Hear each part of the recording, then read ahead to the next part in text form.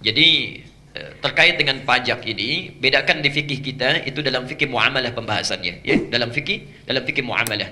Ada beberapa yang dibedakan. Dalam hukum Islam berlaku zakat.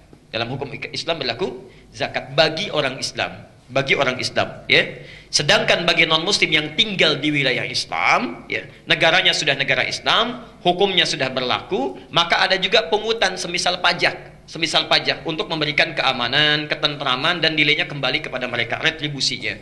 Kalau hukumnya sudah berlaku hukum Islam, negaranya Islam dan semua dibentuk dalam sistem Islami, ya. Tapi kalau misalnya tinggal di negara yang bukan Islam, ya, hukum zakat tetap berlaku. Diberikan otoritasnya kepada orang-orang yang berhak mengelolanya. Disebut dengan al-amilina 'alaiha. Hukumnya ada di Quran surah 9 At-Taubah ayat yang ke-60.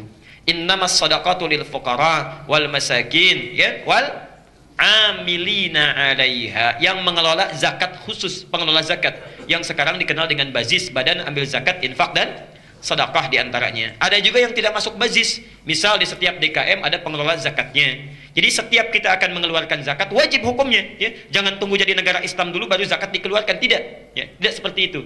Jadi zakat tetap berlaku, bagian dari nilai Islam.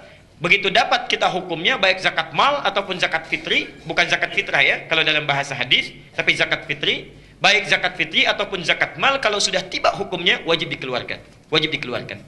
Adapun pajak itu hukumnya terkait dengan fikih muamalah, diserahkan kepada otoritas setempat dengan sistem kenegaraan yang berlaku. Misal di Indonesia, di Malaysia, di Brunei dan sebagainya mungkin beda sistemnya, ya. Jadi terkait dengan pajak itu bukan hukum dalam agama kita, tapi terkait dengan ketaatan dalam tata kelola terhadap ulil amri yang mengatur kemaslahatan kita, ya. Pajak dipungut teoritisnya untuk dikembalikan kepada kemakmuran rakyat, ya.